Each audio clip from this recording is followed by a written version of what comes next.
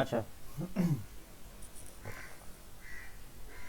আমরা mirror nuclear শুরু করেছিলাম এবং মিরর নিউক্লিয়ার ক্ষেত্রে আমরা আগের দিন বলেছিলাম যে কীভাবে পেয়ারগুলোকে চুজ করতে হয় এবং কীভাবে সেখান থেকে আমাদের নিউক্লিয়াস রেডিয়াসটা বার করবো, সেটা আজকে আমরা দেখব।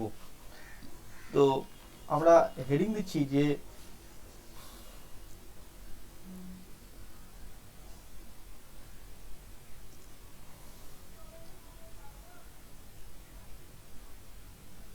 Mirror nuclei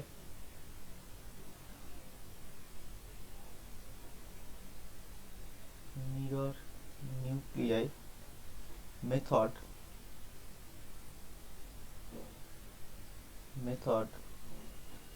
for the estimation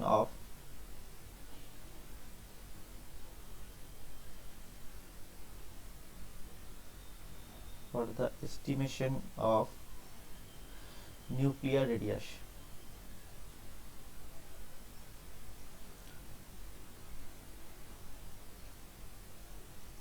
কেন এই নিউক্লিয়াসের রেডিয়াসটাকে নিয়ে মাথা ব্যথা? কারণ এটার কোনো ডেফিনিট কোনো মেথড নেই যে মেথডের সাহায্যে আমি রেডিয়াসটাকে বের করতে পারবো।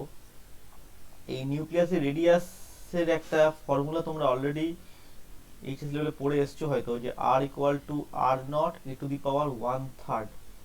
এই একটা প্যাটার্ন আছে, কিন্তু এটা কি করে এলো, এই ফাংশনটা, এই থিওরিটা কি করে এলো, এটা কোনো বইয়ে লেখা থাকে না। এটাকে আমি পড়াবো, আজকেই পড়াবো, এক্সপেরিমেন্টাল এভিডেন্স দিয়ে কি করে একটা নিউক্লিয়াসের রেডিয়াসকে মেজার করা হয়েছিল বা কিভাবে ডিফাইন করা হয়েছিল, ফর্মুলাটাকে অ্যাডাপ্ট করা হয়েছিল, সেটা আমি দেখাবো। তো এখন যেটা আমি করছি এখন হচ্ছে মিরর নিউক্লিয়ারের সাহায্যে আমি দেখাতে চাইছি যে কিভাবে নিউক্লিয়াসের একটা রেডিয়াসকে মেজার করা পসিবল। সেটা কীভাবে দেখাবো না, ধরুন তাহলে আমাকে দুটো মিরর নিউক্লিয়ারকে ধরে নিতে হবে, যার একটা থেকে একটা কনভার্ট হচ্ছে। আমি আগের দিন বলেছিলাম যে একটা মিরর নিউক্লিয়ার একটা মিরর কনভার্ট হয়, তাহলে সেখানে আইদার ইলেকট্রন বা পজিট্রন বেরোতে পারে এবং একটা নিউট্রিনো বা অ্যান্টিনিউট্রিনো বেরোতে পারে, ডিপেন্ডিং অন কে কোথায় কনভার্ট হচ্ছে। মানে যদি হায়ার প্রোটন নাম্বার যদি লোয়ার প্রোটন নাম্বারে কনভার্ট হয়, অর্থাৎ প্রথমটা থেকে সেকেন্ডটা হয়, তাহলে একটা পজিট্রন বেরোবে আর একটা নিউট্রিনো বেরোবে। আর যদি উল্টোটা হয় তাহলে একটা নিউট্রন ইলেকট্রন বেরোবে, একটা অ্যান্টি নিউট্রিনো বেরোবে। এটা আগের দিন দেখিয়েছিলাম ইকুয়েশনটা। তো ঠিক সেরকমভাবে একটা আমি ইকুয়েশন নিচ্ছি যে যাদের দুটো মিরর নিউক্লিয়ার নিচ্ছি তাদের থেকে একটা কনভার্ট হচ্ছে। তো ধরলাম let us consider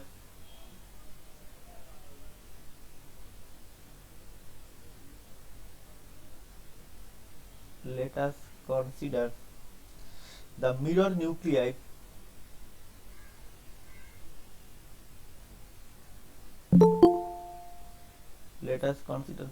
nuclei such as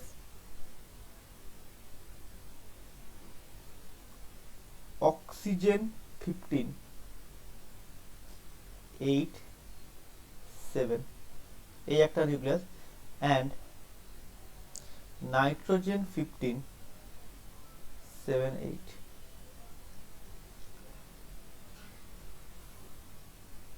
এই দুটো নিউক্লিয়াস আছে। then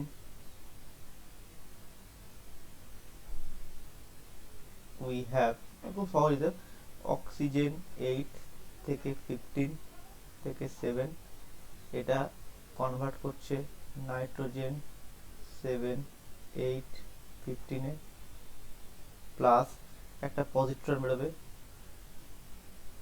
প্লাস একটা নিউট্রিনো বেরোবে।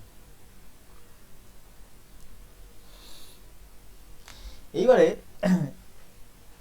একটা নিউক্লিয়াসের মধ্যে টোটাল 4টা কনসেন্ট্রেশন থাকে, এটা আমরা জানি, কিন্তু 4টা থাকে কেমন করে?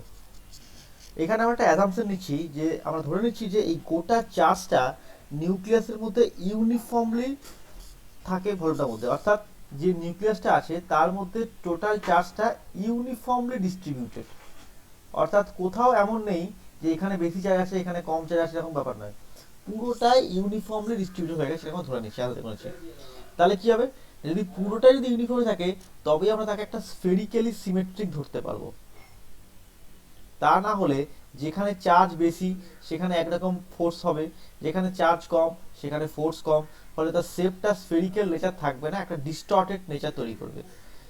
স্ফেরিক্যাল নিউক্লিয়াসের রেডিয়াসটাকে স্ফেরিক্যাল ধরার কারণটাই হচ্ছে যে আমরা অ্যাজাম্পশন করে নিচ্ছি যে পুরো চার্জটা, যে চার্জটা থাকে না কেন, যে এডি সংখ্যক যে চার্জ আছে সেই পুরো চার্জটাই পুরোপুরি কমপ্লিটলি ইউনিফর্মলি ডিস্ট্রিবিউটেড থাকবে থ্রু দ্য নিউক্লিয়াস। এটা হচ্ছে আমাদের প্রথম একটা অ্যাজাম্পশন। নিউক্লিয়ার ফিজিক্সে আগে থেকে বলেছিলাম যে অ্যাজাম্পশন এবং মডেল এই দুটো বেস করেই আমাদের নিউক্লিয়াস এগোবে আর কি। কোনো মডেলটাই জাস্টিফিকেশন নয়, জাস্টিফাইড নয়। এই মুহূর্তে বলছি নিউক্লিয়াসের শেপ ফেরিক্যাল, কিছুক্ষণ পরে আবার বলবো যে নিউক্লিয়াসের প্রোলেট শেপ হতে পারে, প্রোলেট শেপ, ডাবলেট শেপও হতে পারে, হতে পারে। সেটা কখন আসবে, সেগুলো সব আসবে, সেগুলো ডিটেলে আলোচনা করবো যখন নিউক্লিয়ার ম্যাগনেটিক মোমেন্ট পাবো, তখন আবার আসবে এগুলো। কিন্তু এখন মোটামুটি আমরা ধরে নিচ্ছি যে নিউক্লিয়াসের যে চার্জটা সেটা through out the nucleus uniform distribute থাকে, যে কারণে নিউক্লিয়াসকে স্ফেরিক্যাল বলছি। স্ফেরিক্যাল বলছি বলেই আমরা 10⁻⁻³ এই কনসেপ্টটা লাগাতে পারছি। যদি আমি এক লাইন এটাকে লিখতে চাই, এক লাইনে, জাস্ট এক লাইনে লেখার দরকার নেই, যে ধর আমি বললাম যে নিউক্লিয়াসের ডেনসিটি হচ্ছে কনস্ট্যান্ট, রো ইকুয়াল টু হচ্ছে কনস্ট্যান্ট, রোকে আমি লিখছি a/v করে। একটু মানতে অসুবিধা হবে কারণ রো মানে আমরা জানি m/v, এখানে a কেন, কারণ নিউক্লিয়াসের মাস নাম্বারটা হচ্ছে আমি a ধরেছি, m/v মানে a/v এখানে, এটা তাহলে কনস্ট্যান্টই হবে। তাহলে a বাই ভলিউম মানে কত, যদি স্ফেরিক্যাল হয় তাহলে 4/3 pi R cube equal to constant. তাহলে দেখো আর ইকুয়াল টু কি আসবে, e⁻1 হয়ে যাবে না, আর কিউব ইকুয়াল টু a হয়ে যাচ্ছে তাহলে, কারণ আর কত, e⁻1, এটা কনস্ট্যান্ট নাম, এটা আননোট হয়ে যাবে। তাহলে এখান থেকে ব্যাপারটা চলে আসছে খুব সিম্পলি হবে যে কেন এটা 1/3 সমান হয়। এই পুরোটাই কিন্তু আসছে এটাকে স্ফেরিক্যাল ধরছি বলে, আর স্ফেরিক্যাল ধরছি মানেই হচ্ছে তার চার্জটা ইউনিফর্মলি ডিস্ট্রিবিউটেড হয়ে আছে। Assuming that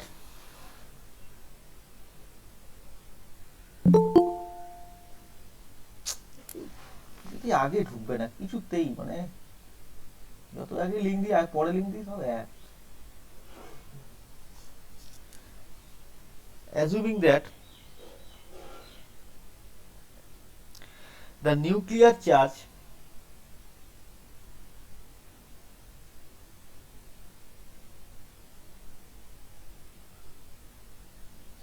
Ze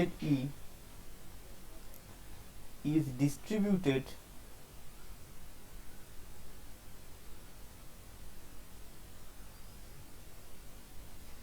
uniformly throughout the nucleus, uniformly throughout the nucleus।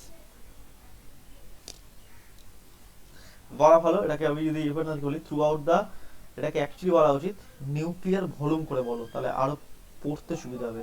Through out the nuclear volume, অর্থাৎ পুরো ভলিউমটার মধ্যেই এটা ইউনিট থাকে।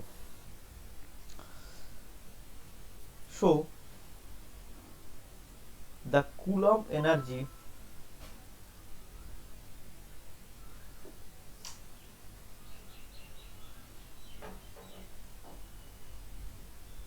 of a nucleus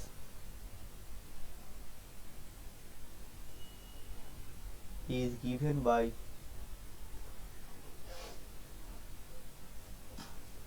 W Coulomb equals to 1/4πε0। আমি আগে দিন দেখতে বলেছিলাম তোমাদেরকে 3/5 square by r into Z square. এটা আমি ব্যাখ্যা করছি কারণ এটা তোমরা অলরেডি পড়ে এসছো। সেলফ এনার্জি যেহেতু স্ফেরিক্যালি সিমেট্রিক, স্ফেরিক্যালের ক্ষেত্রে সেলফ এনার্জি 3/20 জায়গায় টার্ম থাকবে, 3/20 ওটাই করেছি টার্মটা। Chattopadhyay Lakshmi chapter number 5 problem number 4 বা 5 যেটা হবে করে দাও, প্রবলেম দেখে নেবে এটা হয়েছে। তাহলে নিচে হচ্ছে নাও অ্যাজ ফর, এটা কি ট্রান্সফার, এটা হচ্ছে বিটা প্লাস ডিকে, এটা বিটা প্লাস ডিকে। তাহলে দেখো এখানে 8টা প্রোটন ছিল, এখন আমার হয়েছে 7টা প্রোটন হয়েছে, তাহলে প্রোটন কি হয়েছে, একটা কমে গেছে। তাহলে আমি যদি ইন জেনারেলি বলি, যদি আমি জেড সংখ্যক প্রোটন নিয়ে কাজ শুরু করি, যদি আমি বিটা প্লাস ট্রান্সফরমেশন করি, তাহলে এই নিউক্লিয়াসটাতে আমার কতগুলো প্রোটন থাকবে, Z-1 সংখ্যক প্রোটন থাকবে।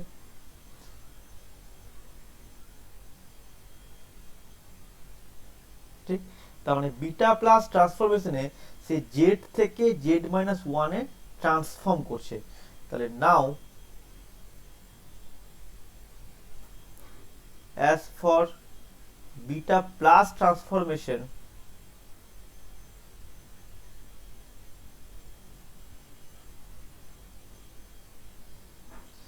the nuclear charge Ze,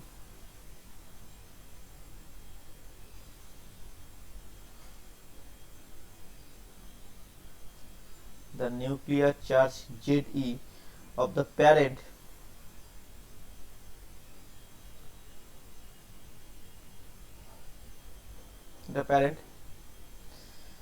decreases to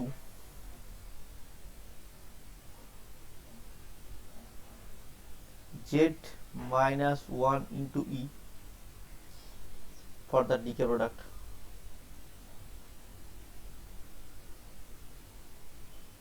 For the decay product.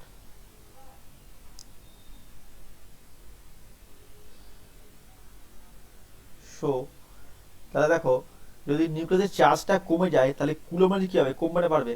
অবশ্যই কমবে, চেঞ্জ হবে একটা, সেটা কি কমার দিকে। So the coulomb energy so that কি বলবো, so the decrease in coulomb energy, so the decrease in Coulomb energy in the transformation is given by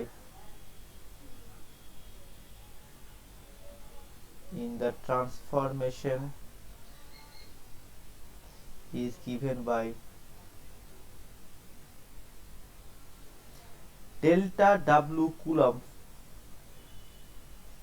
কত হবে? 1/4πε0 টা কমন থাকবে, 3/5 টাও কমন থাকবে, e²/8 টাও কমন থাকবে, শুধু z এর জায়গায় হবে z² থাকবে মাইনাস z-1 এর হোল স্কয়ার। নিশ্চয়ই বুঝতে হচ্ছে কেন প্রথমটা z² ছিল, পরেরটা একই হবে 1/4π 3/5² z-1 এর হোল স্কয়ার হয়ে যাবে। চেঞ্জ করে দিই, এটা হচ্ছে আমার ডিক্রিজ করলে কুলম্ব এটা। ম্যাথমেটিক্যাল ক্যালকুলেশন, সিম্পল ক্যালকুলেশন করে দিচ্ছি। 1/4πε0 3/5 e²/r, এটাকে যদি কাটাকাটি করি তাহলে z² কেটে যাবে, এখান থেকে একটা -2z +2z হয়ে যাবে, 2z - 1, that is answer 2 number.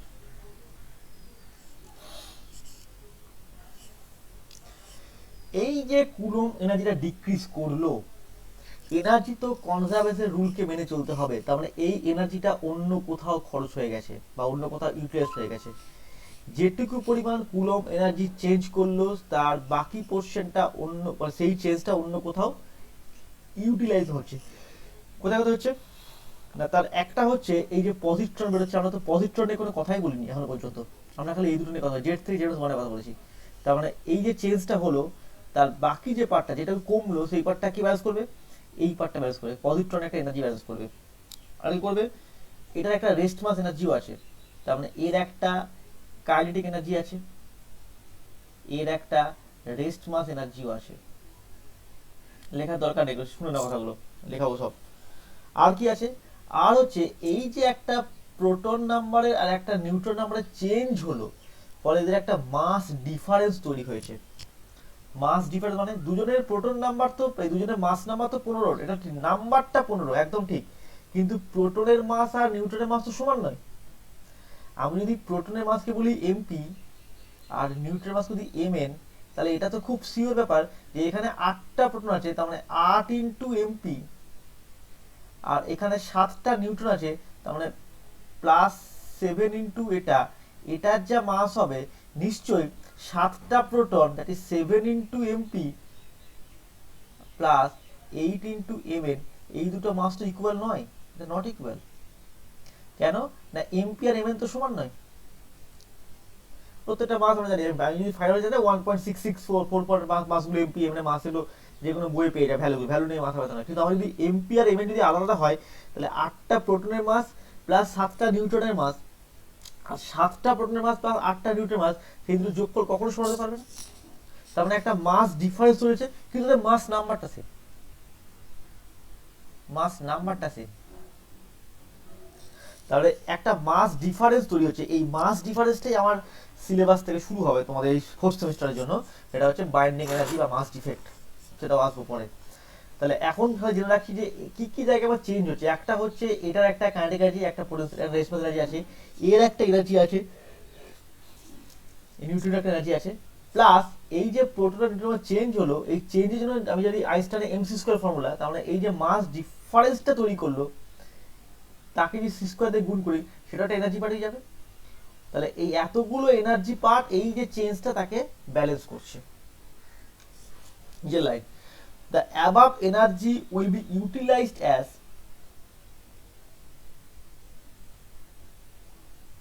the above energy will be utilized as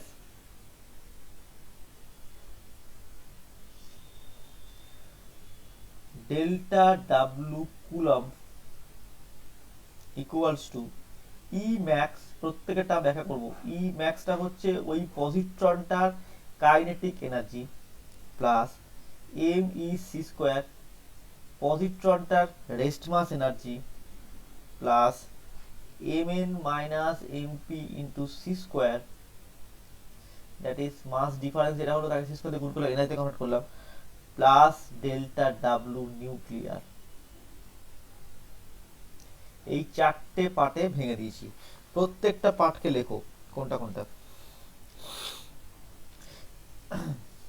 কোনটা লিখবো। আচ্ছা, এখানে কি হচ্ছে, এখানে নিউট্রিনো যেটা আছে নিউট্রিনোটাকে বাদ দিচ্ছি কারণ নিউট্রিনোটার রেস্ট মাস আছে 0। নিউট্রিনোর রেস্ট মাসটা আছে 0, তাহলে রেস্ট মাস 0 হয়ে গেলে তাকে সি স্কয়ার দিয়ে গুণ করলে 0ই থাকবে। তাহলে এর কোনো এনার্জি থাকবে না, কিন্তু এর একটা কন্ট্রিবিউশন আছে। কি করে এইটা পার্টটা কি করে, এবারটা আসে কেন, এবারটা আসে হচ্ছে এই লিনিয়ার মোমেন্টাম এবং অ্যাঙ্গুলার মোমেন্টাম একে ব্যালেন্স করে। লিনিয়ার মোমেন্টাম, অ্যাঙ্গুলার মোমেন্টাম এবং হচ্ছে ওই আগে বললাম যে এনার্জিটা কন্টিনিউয়াস থাকে, এই যে একটা ছবি আঁকছিলাম, এই যে এনার্জিটা কন্টিনিউয়াস থাকে, এটাকে ঠিক করার জন্য নিউট্রন দরকার। তাছাড়া নিউট্রনটা অ্যাজ ইফ এনার্জি হিসেবে তার কোনো কন্ট্রিবিউশন নেই, মানে কি বলবো মাস ইনটু এনার্জি, এই মাস এনার্জি ইকুইভ্যালেন্টে কোনো কোনো কন্ট্রিবিউশন করছে না, জাস্ট সে লিনিয়ার মোমেন্টাম অ্যাঙ্গুলার মোমেন্টামকে ব্যালেন্স করছে। বেশ, প্রত্যেকটা আমাকে লেখো। তো ই max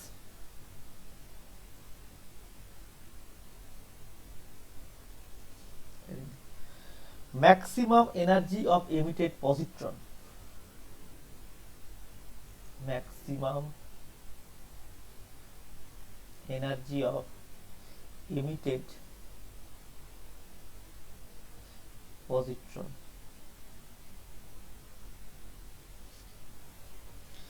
MEC square,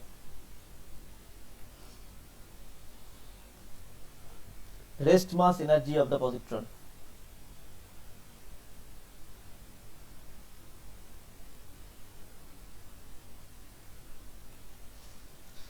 Mn minus MP into C square,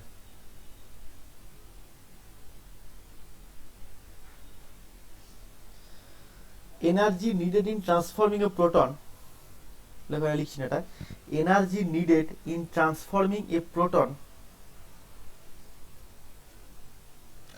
energy needed in transforming a proton of mass MP, energy needed in transforming a proton of mass MP into a neutron of mass Mn, into a neutron of mass Mn। আমরা জানি যে একটা proton থেকে neutron 1836 গুণ ভারী, ছোটবেলায় পড়ে এসেছে এগুলো।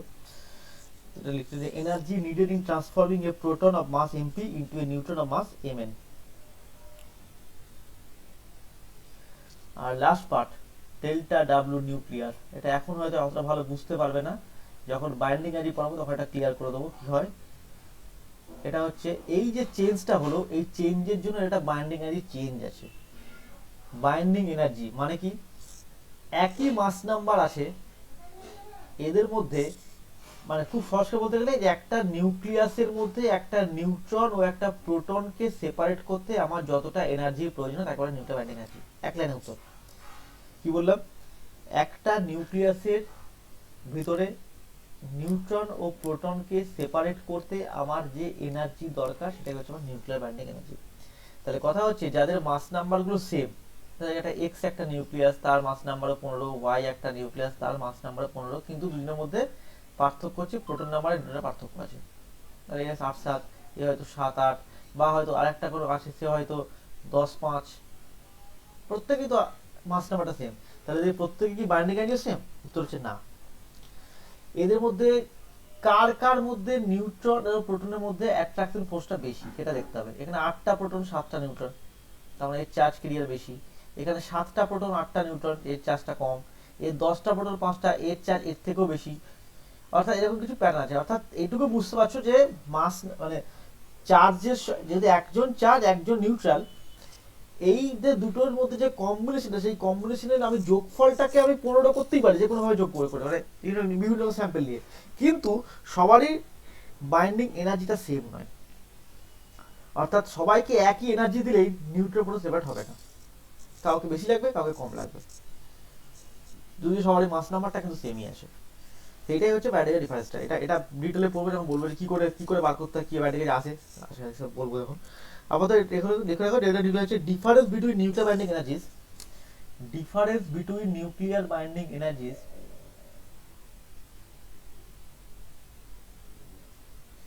nuclear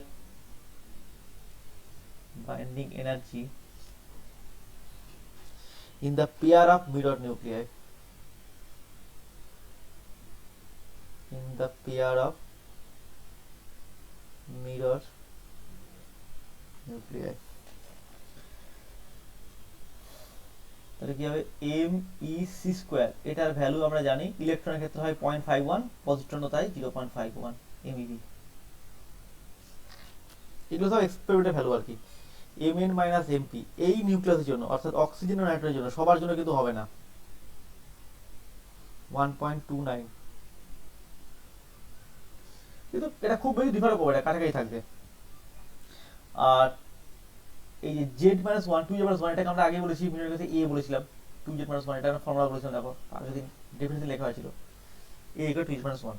এই সবগুলো যদি বসিয়ে দিই তাহলে আমি কি পাবো? আমি পাবো হচ্ছে বাঁ দিকে পাবো হচ্ছে 1/4πε0, মানে এইটা, মানে আমি 2 নাম্বার আর 3 নাম্বার এই দুটো ইকুয়েশন থেকে রিলেট করছি। এটাও এটা হলো কুলম্ব, এটা কুলম্ব। তাহলে ডান বাঁ দিকে 2 নাম্বার আর 3 নাম্বার ফর্ম করছি।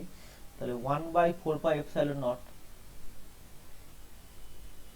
ভালো করে খেয়াল করবে, ভুল হলে বলবে, 3/5 E²/r ইন্টু A, 2Z-1কে A বসিয়ে দিলাম, ইকুয়াল টু ডান দিকে থাকলো হচ্ছে Emax থাকলো, এটা জানি না কত এখন, প্লাস এটা হচ্ছে 0.51 plus 1.29 MeV plus delta W nuclear.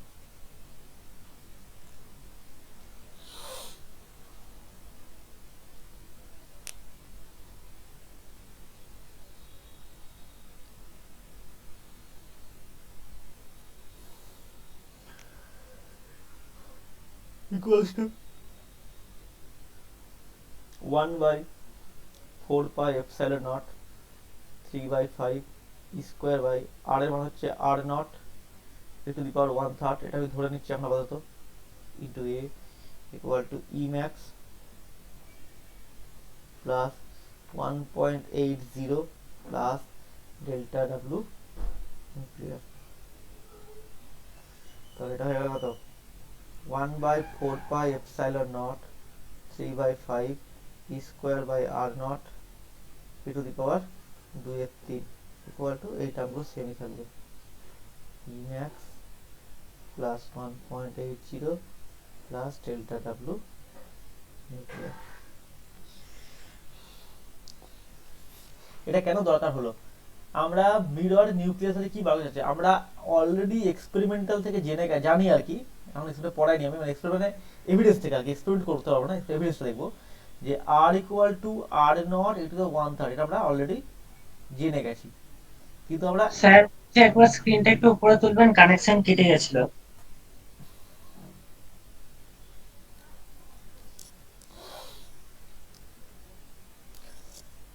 আমরা r = r0 * 1/3 এটা আমরা জানি, কিন্তু r0 এর ভ্যালু কত আমরা জানি না। তাহলে এখন যদি আমি এই গোটা রিঅ্যাকশনটাতে আমি যদি পজিট্রনটার এনার্জিটাকে মাপতে পারি আর কতটা বাইন্ডিং গ্যাপ মাপতে পারি, তাহলে আমি দেখো এ তো জানি 15 এখানে, ই জানি, সব জানি, r0টা পেয়ে যাবো। তাহলে আমার রিগার্ডিং ভ্যালু কি দরকার, আমার দরকার হলে ই ম্যাক্সটাকে বার করতে হবে।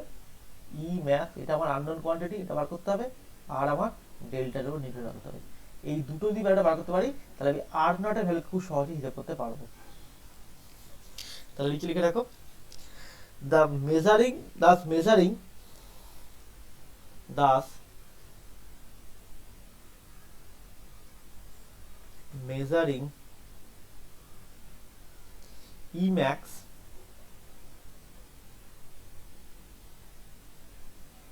and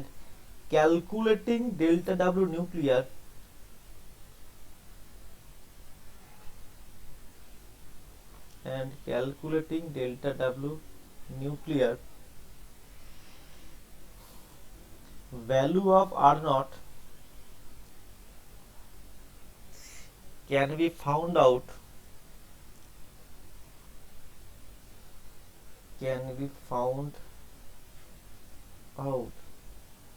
from equation 4.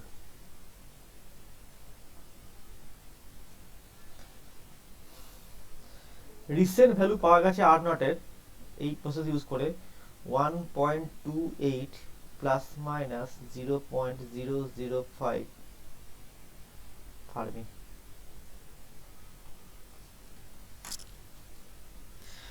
Recent value R নটে পাওয়া গেছে 1.28 প্লাস মাইনাস 0.005 ফার্মি।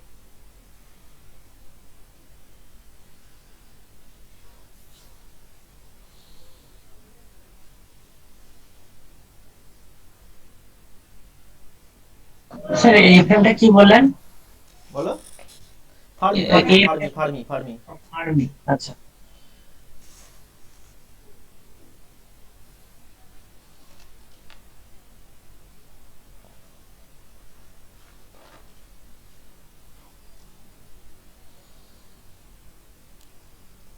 ঠিক আছে, এটা আমি এটাকে ধরে নিয়ে প্রুভ করলাম।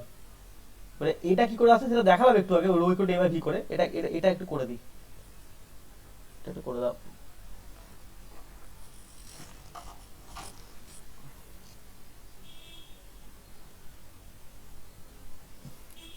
রেডি নাও, নিউক্লিয়ার সাইজ। এগুলো সবই কিন্তু এক্সপেরিমেন্টাল রেজাল্ট, কোনো রকম মানে পুরোপুরি যে হার্ডকোর থিওরি সেরকম নয়, কিন্তু সব এক্সপেরিমেন্ট করে করে পেয়েছে, তাকে ব্যাখ্যা করা হচ্ছে। এবং সব ইন্টার রিলেটেড, একজনকে ধরতে গেলে আরেকজন কাজে লাগবে আর কি, এমন আর তুমি একটাকে স্কিপ করে দিতে পারবে। নিউক্লিয়ার সাইজ প্রথমে আমরা ধরে নিচ্ছি যে নিউক্লিয়ার সাইজটা হচ্ছে আর ইকুয়াল টু আর নট, এটা দিয়ে এটা মেনেই চলে। ঠিক আছে, এবং নিউক্লিয়াস স্ফেরিক্যাল শেপ। তাহলে দেখো, experiment indicates that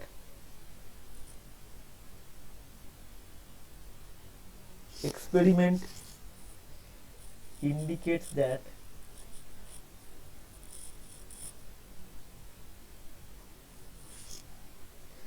the majority of atomic nucleus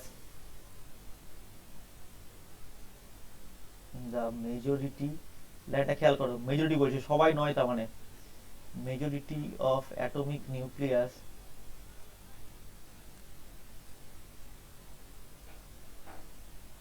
are spherical.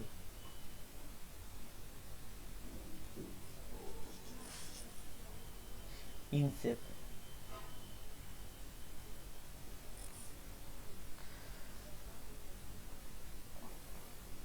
The radius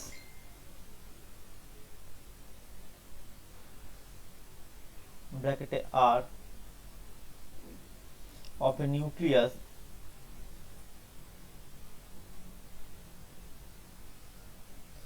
with mass number A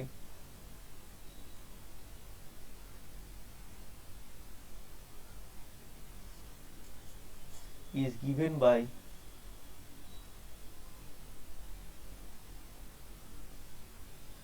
R equal to R naught a to the power 1/3, যেখানে R নটটা হচ্ছে কনস্ট্যান্ট ভ্যালু, যার value হচ্ছে 1.1 থেকে 1.5 into 10 to the power -15 metre. আমরা এটা বার করে দেখালাম যে এটা আছে এরকম ভ্যালু পাই।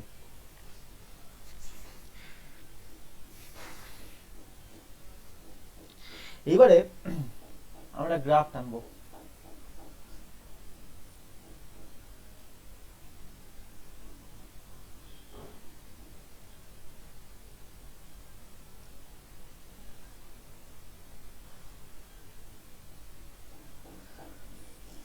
লুপিং, আচ্ছা, distance from the center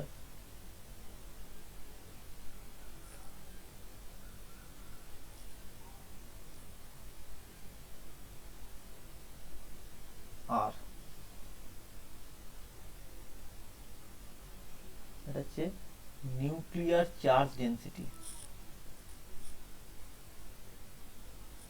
nuclear charge density rho function of r।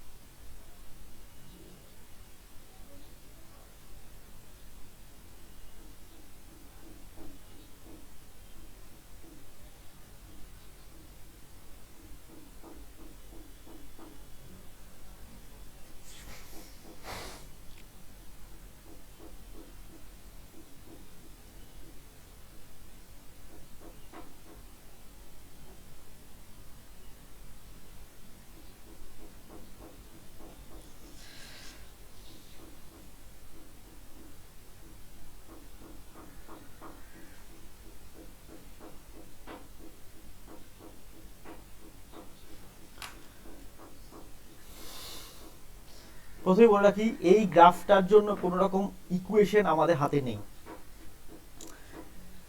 Equation করে দেওয়া যাবে, সেট করা যেতেই পারে ইকুয়েশন, কিন্তু ইকুয়েশনটা সেট করা হয়নি, তার কারণ হচ্ছে experimental graph. Majority of graph এই গ্রাফটাকে মেনে চলে, মানে মেজরিটি নিউক্লিয়াস এই গ্রাফটাকে মেনে চলে। কি বলতে চাইছে, ডিস্টেন্স ফ্রম দ্য সেন্টার আর, আর বাঁদিকে ওয়াইটা হচ্ছে নিউক্লিয়ার চার্জ ডেন্সিটি। তারপরে নিউক্লিয়ার চার্জ ডেন্সিটি আমরা একটু আগে দেখো বললাম যেটা হচ্ছে কনস্ট্যান্ট থাকে, বলে না স্ফেরিক্যাল শেপে তার সব জায়গায় ইউনিফর্ম থাকে, কিন্তু এখন ইউনিফর্ম থাকছে না, কিছুটা ইউনিফর্ম থাকছে তারা, তারপরে কিন্তু ইউনিফর্ম নেই, ব্রেড করছে, চেঞ্জ হচ্ছে। এই যে ইউনিফর্মিটি ভেঙে যাচ্ছে, কিন্তু আমরা ধরেছি কতটা, আমরা তো দেখো দেখো যেটুকু নিউক্লিয়ার আর বলছি আমরা, রেডিয়াসটাকে আর বলেছি, সেটা তো মোটামুটি দেখো কনস্ট্যান্টই আছে, মোটামুটি সবটা নয়। রো নট থেকে ম্যাক্সিমাম সে রো নট বাই 2 পর্যন্ত আসতে পারে, অর্থাৎ তার টোটাল চার্জ ডেন্সিটি যদি 100 হয়, তাহলে 100 থেকে 50 এই রেঞ্জটা হতে যতটা সে ডিস্টেন্স যাবে সেটাই হচ্ছে তার নিউক্লিয়াসের রেডিয়াস আর। তারপরে সে আরো ফল করে, আরো ফল করে, আরো ফল করে। অর্থাৎ এই যে পুরো গ্রাফটা, এটাকে এক্সপেরিমেন্টালি একটা ইকুয়েশন দিয়ে আমরা সেট করবো বটে, এটা লিখবো ইকুয়েশন আমরা, কিন্তু আমাদের মেন ফান্ডাটা হচ্ছে এই গ্রাফটাকে আমরা ড্র করেছি, বিভিন্ন রকম নিউক্লিয়াসের চার্জ ডেন্সিটিকে মেজার করা হয়েছে এবং তার রেডিয়াসটাকে ওই ফর্মে ফেলা হচ্ছে। এক্সপেরিমেন্ট করতে করতে করতে করতে আমরা মেজরিটি গ্রাফ, সবাই যে এই গ্রাফের দাম নয়, কেউ হয়তো এখান থেকে শুরু হয় এভাবে এভাবে আগে বের করে যাচ্ছে একটু, কেউ হয়তো একটু পর থেকে শুরু বের হয়ে যাচ্ছে হচ্ছে, কিন্তু অ্যাভারেজটা এরকম ফলো করে, অ্যাভারেজটা। এটা ভাবার কোনো কারণ নেই।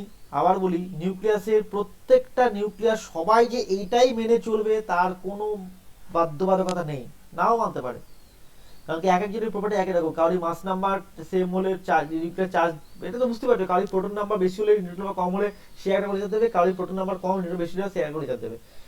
সুতরাং একই মাস নাম্বারের জন্যই ডিফার হয়ে যাচ্ছে, তাহলে তো আলাদা মাস নাম্বার ডিফার হতেই পারে, এটা বলতে পারবো না। কিন্তু মেজরিটি, অর্থাৎ তুমি যদি অ্যাভারেজ একটা টানতে পারো তাহলে সে এরকম একটা রেজাল্ট দিচ্ছে।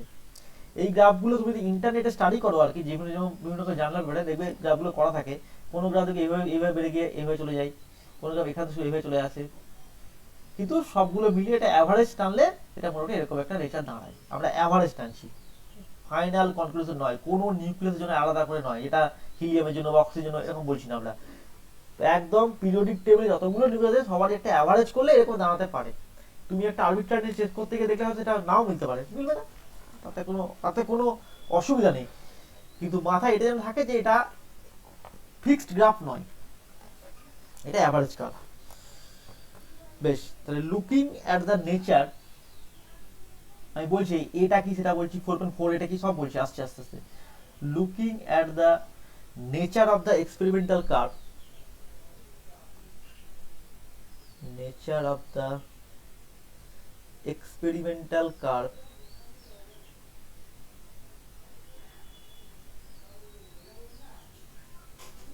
experimental curve the nuclear charge density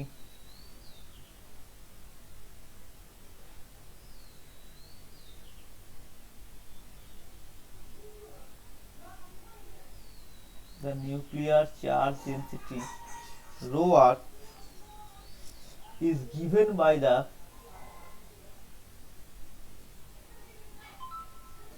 following expression.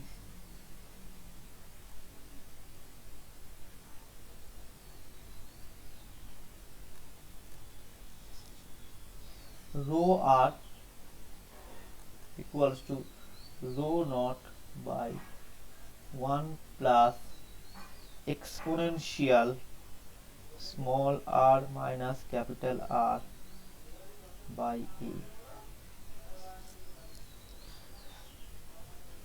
এই কার্ভটা এই ইকুয়েশনটা মেনে চলে। আবার বলি, এই ইকুয়েশন কিন্তু প্রথম থেকে জানা ছিল না, এই ইকুয়েশন থেকে সেট করা হয়েছে, ওই অ্যাভারেজ কার্ভ থেকে সেট করা হয়েছে। ইকুয়েশনগুলো জাস্টিফাইড করা খুব মুশকিল, কেননা এই ইকুয়েশন তুমি ইন্ডিভিজুয়াল নিউক্লিয়াসকে চেঞ্জ করলেই তার ইকুয়েশন পাল্টে যেতেই পারে। কিন্তু আবার বলছি, এই ইকুয়েশন হচ্ছে অ্যাভারেজ ইকুয়েশন, এই অ্যাভারেজ মানে আমরা চলবো এবং এখান থেকে আমরা ডেফিনেশন সেট করব। আমরা কি বলবো, আমরা এখান থেকে আর কে ডিফাইন করব, ক্যাপিটাল আর। আরটা কি বলবো, আর হচ্ছে নিউক্লিয়াসের রেডিয়াসটা, কোথায়, যেখানে রোটা রো নট বাই 2 থেকে ফিক্সড হয়, তাই না? তার মানে nucleus radius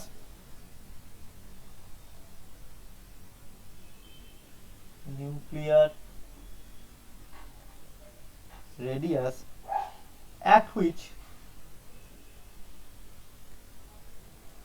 rho equals to rho naught by 2, তাহলে ব্যাক লিখলাম নিউক্লিয়ার হাফ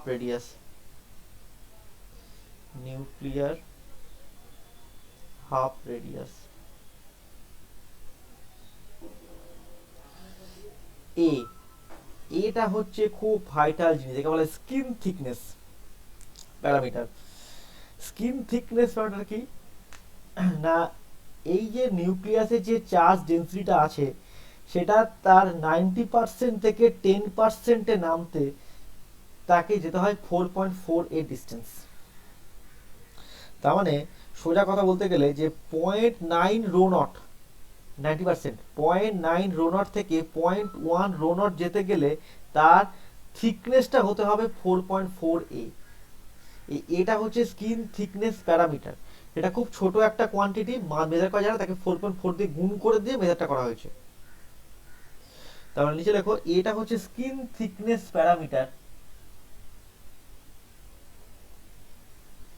এ হচ্ছে skin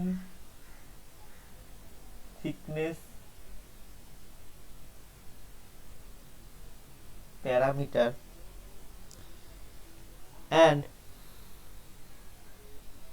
it measures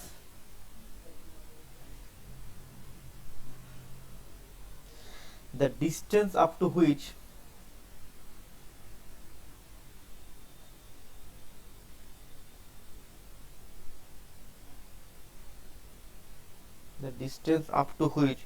rho r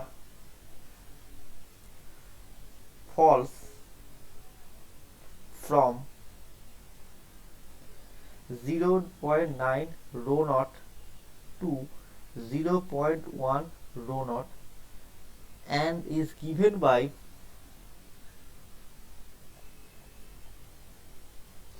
t equals to 4.48.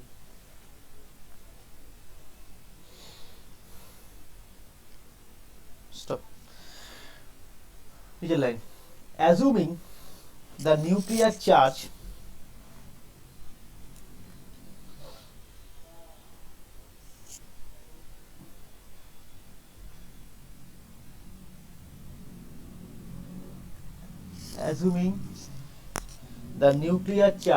is uniformly distributed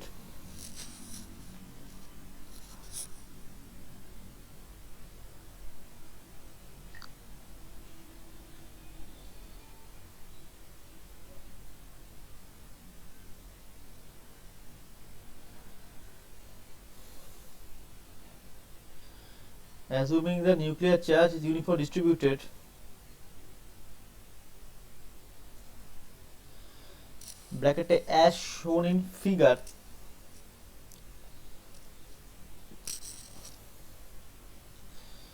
in most part of the nucleus, in most part of the nucleus,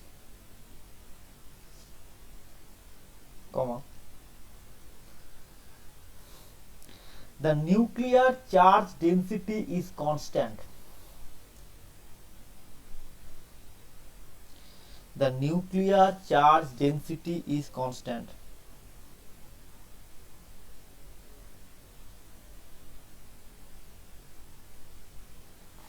The nuclear charge density is constant. Stop. The distribution of nuclear matter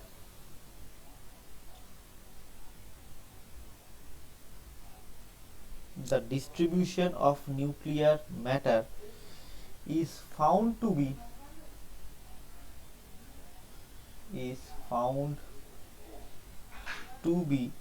very similar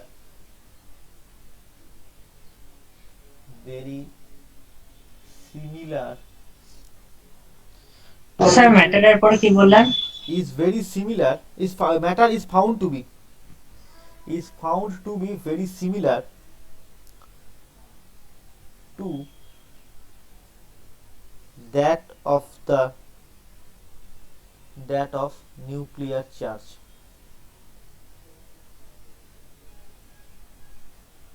Is found to be very similar to the nuclear charge. That is nuclear mass density.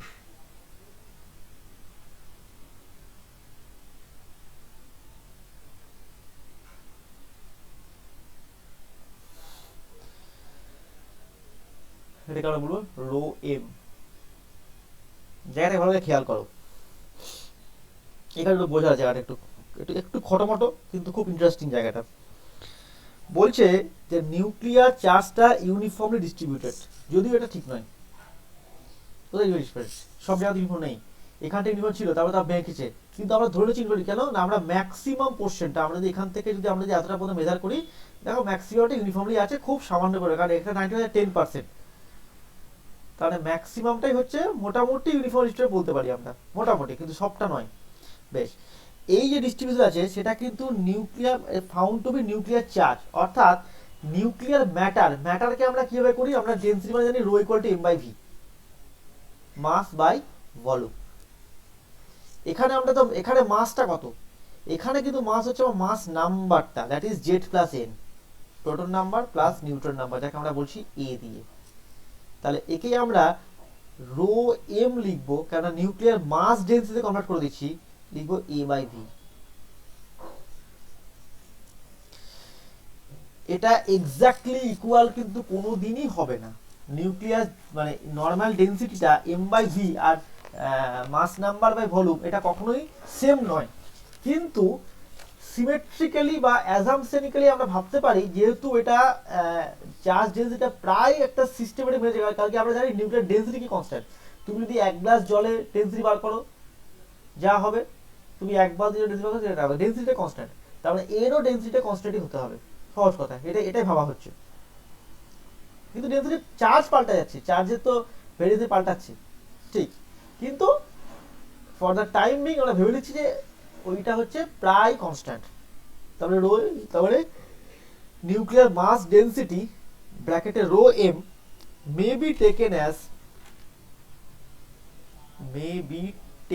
As কি হবে, rho M equals to constant.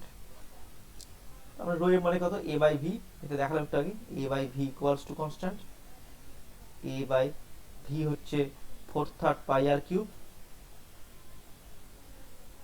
equals to constant, তার মানে that implies r proportional to a to the power 1/3 or r equals to r naught a to the power 1/3। এটা কিন্তু কখনোই ভুল করো না যে r naught মানে 4/3 পাই, না তা নয়। এটা জাস্ট যেহেতু এটা সিমেট্রিক নয়, ফলে আমি এটাকে কখনো কনস্ট্যান্ট ঠিক করতে পারবো না, এটা অ্যাজ ই কনস্ট্যান্ট একটা গুণ হয়ে যাবে। তার মানে এটা একটা লেখা উচিত a বাই r কিউব, এটাও হচ্ছে কনস্ট্যান্ট। তাহলে সেখান থেকে আমি লিখতে পারি r ইকুয়াল টু এটা।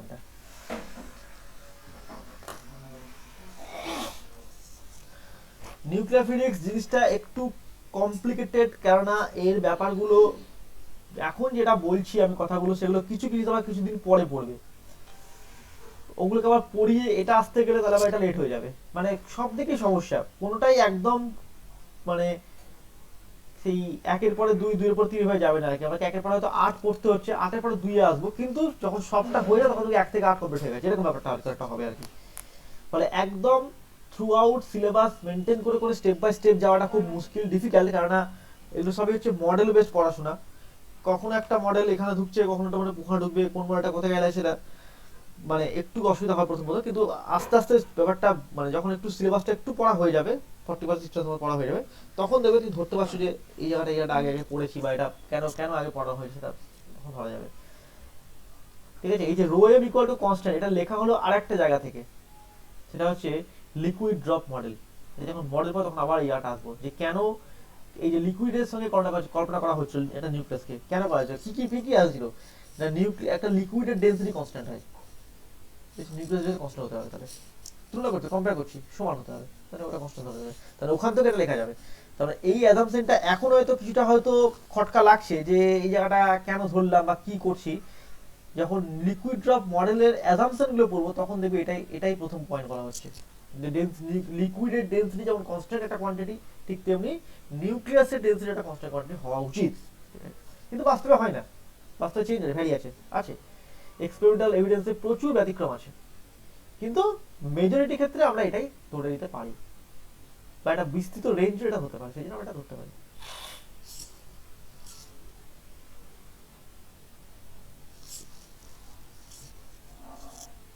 রো এমটা equal to A by V যেটা ছোট আরেকবার বলুন কি করে আসছে। রো রো মানে কি, মাস বাই ভলিউম, এখানে হুম। মাস নাম্বার বাই ভলিউম। সেটাই কেন ওটাই জিজ্ঞাসা করছি। ওটাই তো বললাম, ওটাই তো এখানে দেখো লিখেছি, ওই যে অ্যাজাম্পশনটা ভুলে বলা হয়েছে, ওইখানে তো এটা লিখলাম অ্যাজুমিং the nuclear charge is uniform distributed, যদি চার্জটা ইউনিফর্ম ডিস্ট্রিবিউটেড, কিন্তু ইউনিফর্ম থাকছে না তো। আমরা প্রথমে যখন বললাম যে একটা স্ফেরিক্যাল শেপ যখন হচ্ছে তখন এটা কি বললাম, এটা ইউনিফর্ম ডিস্ট্রিবিউট থাকে, যদি অ্যাকচুয়ালি তা থাকছে অ্যাকচুয়ালি তাহলে হয় আর থেকে মানে আরটা হতে গেলে আমার charge density rho naught by 2 তে চলে যাচ্ছে।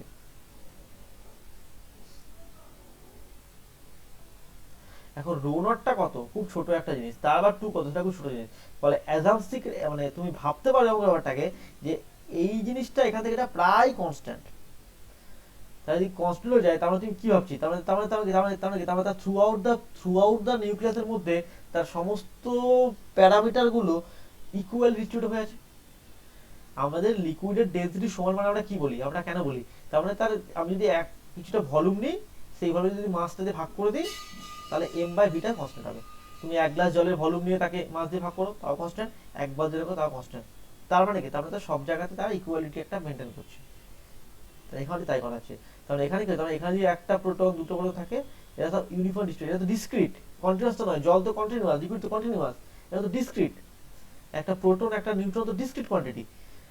তাহলে তারাও কিভাবে ডিস্ট্রিবিউট থাকছে সেটা একটা কনস্ট্যান্টটা মনে থাকে। সেইখানে আমরা দেখছি তাহলে বলছি মাসটাকে যদি আমরা এখানে মাস বাই ভি করেছিলাম, এখানে মাসের জায়গায় লিখে দিলাম জেড প্লাস এন, প্রোটন আর নিউট্রন নাম্বার। ডিসক্রিট তো সামেশন করা যাবে।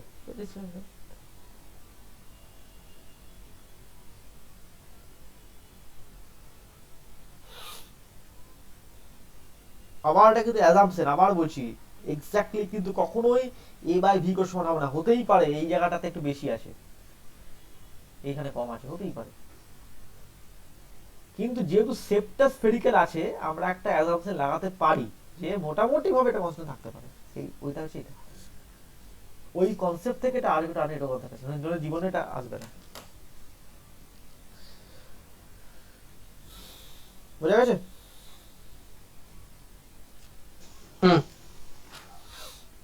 বেশ, এবারে আমি একটা জিনিস এটা লেখাবো না, এটা আমি জাস্ট পড়িয়ে দেবো, পরে আমি নোট পাঠিয়ে দেবো। এটা হচ্ছে ডিসকভারি অফ নিউট্রন। নিউট্রন কি করে আবিষ্কার করা হয়েছিল? Discovery of neutron.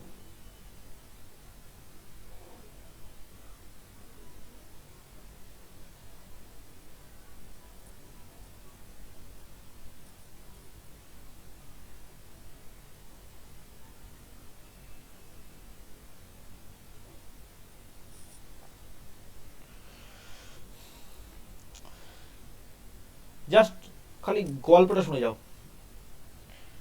বোথে এবং বেকার দুজন সায়েন্টিস্ট ছিল, দুজন জার্মান সায়েন্টিস্ট, বোথে অ্যান্ড বেকার, টু জার্মান সায়েন্টিস্ট।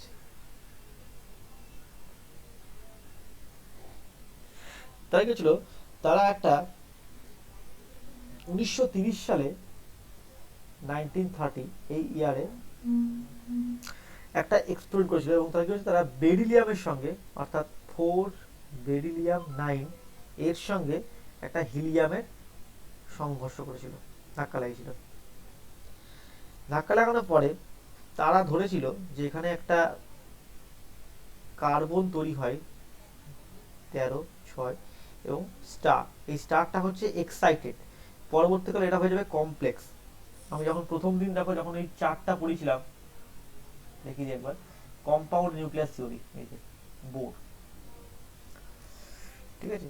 এই কম্পাউন্ড আমি পরে ডিটেইলে আলোচনা করব। এখন যেটাকে এখন এটাকে বলছি আমরা এক্সাইটেড, মানে এখনকার সঙ্গে তখন পার্থক্যটা হবে, পরে এটা পাল্টে যাবে নামটা। এখন হচ্ছে এক্সাইটেড স্টেট, মানে যখন বোথে আর বেকার করছে তখন সেই মুহূর্তে এটা বলছে একটা এক্সাইটেড কার্বন তৈরি হয়,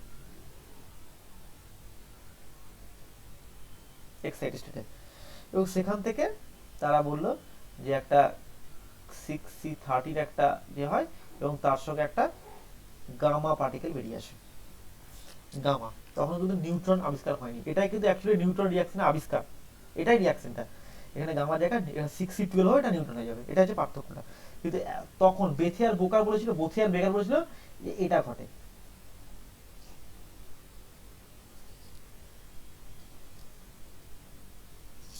ঠিক আছে, এবারে এক্সপেরিমেন্ট থেকে বলছে যে এই দুটো নিউক্লিয়াসের রিঅ্যাকশনটা যদি পসিবল হতে হয়, তাহলে এদের এনার্জিটা হতে হবে প্রায় 7 মেগা ইলেকট্রন ভোল্টের কাছাকাছি। ভালো করে শুনবে, ডেটা করে শুনবে। যদি এই রিঅ্যাকশনটা পসিবল হতে হয়, তাহলে এই গোটা রিঅ্যাকশনটার এনার্জি হতে হবে 7 মেগা ইলেকট্রন ভোল্ট। এরা কি করলো, এরা এই পুরো প্রসেসটাকে একটা প্যারাফিন ব্লক দিয়ে পাস করালো। Paraffin block, paraffin, paraffin block দিয়ে পাস করালো। এবং প্যারাফিন ব্লক দিয়ে পাস করলে কি হবে না, প্যারাফিন ব্লক হচ্ছে খুব সহজেই প্রোটনকে এমিট করতে পারে, খুব সহজেই। তাহলে এদের এনার্জি হওয়া উচিত 7 মেগা ইলেকট্রন ভোল্ট। এখান থেকে যখন পাস করাচ্ছে প্যারাফিন ব্লককে, এই প্যারাফিন ব্লক থেকে যে প্রোটনগুলো বেরিয়ে আসছে, তারা বলছে এয়ারের মধ্যে, বাতাসের মধ্যে দিয়ে 40 সেন্টিমিটার ডিস্টেন্স ট্রাভেল করতে পারে। 40 সেন্টিমিটার ডিস্টেন্স তারা ট্রাভেল করতে পারে। ব্যাক ক্যালকুলেশন করে দেখা যাচ্ছে যে কোনো একটা প্যারাফিন ব্লক থেকে 40 সেন্টিমিটার যদি প্রোটনকে যেতে হয়, তাহলে সেই প্রোটনের এনার্জি হওয়া দরকার প্রায় 5 মেগা ইলেকট্রন ভোল্ট।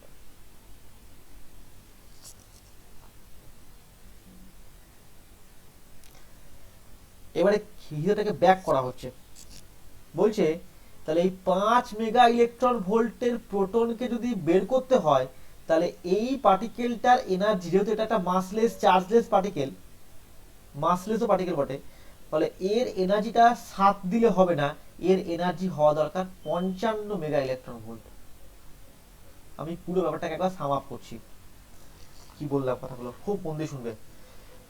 দুজন জার্মান সায়েন্টিস্ট বোথে এবং বেকার, তারা বেরিলিয়াম 9 এবং হিলিয়াম 4 কে নিয়ে একটা রিঅ্যাকশন করছে। রিঅ্যাকশন করে তারা প্রেডিক্ট করছে যে ওখানে একটা কার্বন 13 বেরিয়ে আসছে এবং একটা গামা পার্টিকেল বেরিয়ে আসছে। এরা অ্যাজাম্পশন করছে, পার্টিকেল কিন্তু তারা দেখতে পাচ্ছে না, তারা বলছে এখানে গামা পার্টিকেল থাকতে পারে। তো তারা ওর এনার্জিটাকে মেজার করলো, মেজার করে বললো এর এনার্জি হচ্ছে 7 মেগা ইলেকট্রন ভোল্টের মতো এনার্জিটা থাকছে। ওরা ওই এনার্জিটাকে নিয়ে একটা প্যারাফিন ব্লকের মধ্যে দিয়ে পাস করালো। পাস করিয়ে দেখলো যে প্যারাফিন ব্লক থেকে কিছু প্রোটন বেরিয়ে আসছে এবং সেই প্রোটনগুলো এয়ারের মধ্যে 40 সেন্টিমিটার ডিস্টেন্স ট্রাভেল করতে পারে। এই 40 সেন্টিমিটার ডিস্টেন্স যদি ট্রাভেল করতে হয় কোনো প্রোটনকে, তাহলে সেই প্রোটনের এনার্জি হওয়া উচিত 5 মেগা ইলেকট্রন ভোল্ট করে।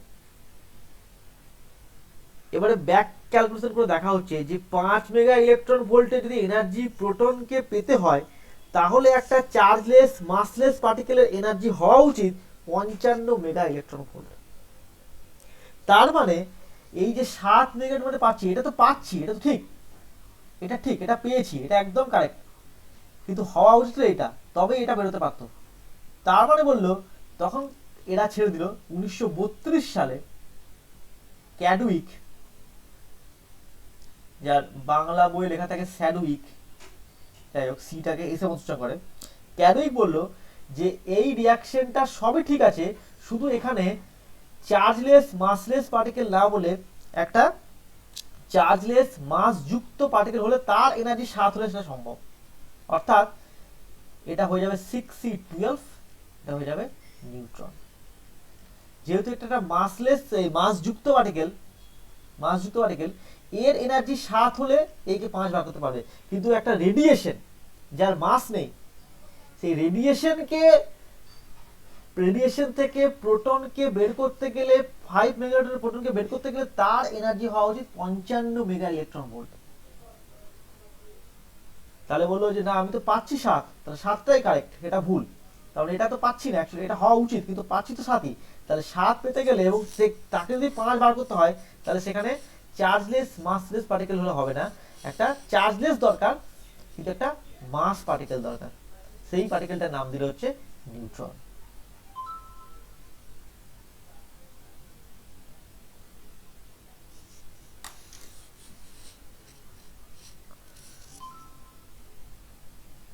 তাহলে কেসটা কি বললাম,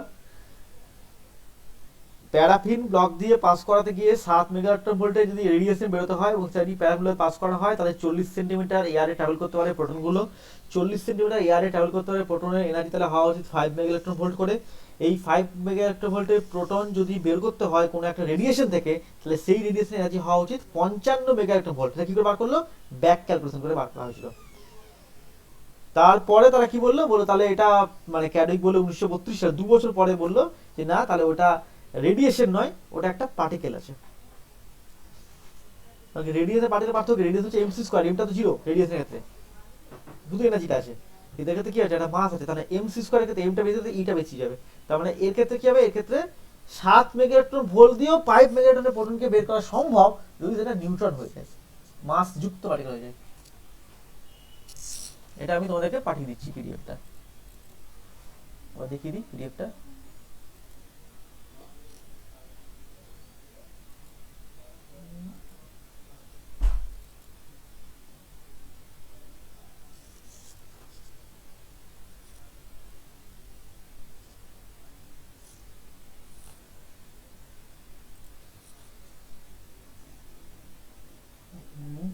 ডিসকভারি অফ নিউট্রন। এই যে বোথের বেকার এটা করলো, গামা বেরোলো। দেখো experimental attempts to measure the energy of radiation indicate that its energy should be 7 megaelectron volt. When the radiation was passed through the paraffin block, it knocked out protons having a range of 40 centimeters in air. The energy of the knocked out protons was calculated to be 5 megaelectron volt. Back calculation indicates that protons of this energy can be knocked out by a gamma ray. যদি এটা দিয়ে বের করতে হয় তাহলে তার energy হওয়া উচিত 55 মেগাইলেকট্রন volt. This is not in agreement with the energy of 7 megaelectron volt of original radiation. তখন in 1932 Chadwick found that the above anomaly and he assumed that in place of gamma ray a material particle having one unit mass and no charge is emitted, so the modified reaction is this. So এটা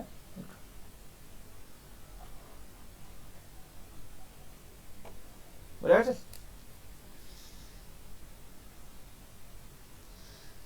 এটা লেখালাম না, লেখালেই আরো একটু time লাগছে, এটা লেখাই আছে আমার, যেটা লেখালাম না।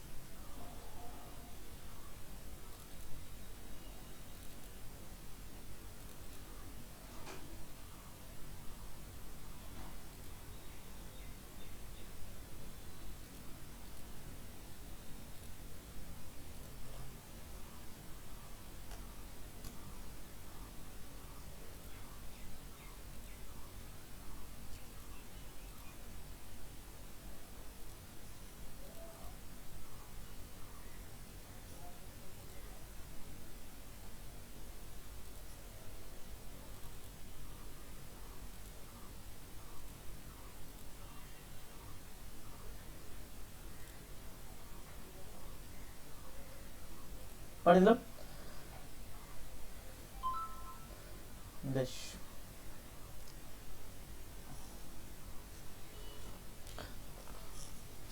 ঠিক আছে, থাক তাহলে আজকে এটুকুই, একটাই হলো, পরের দিনে বাকিটা হবে।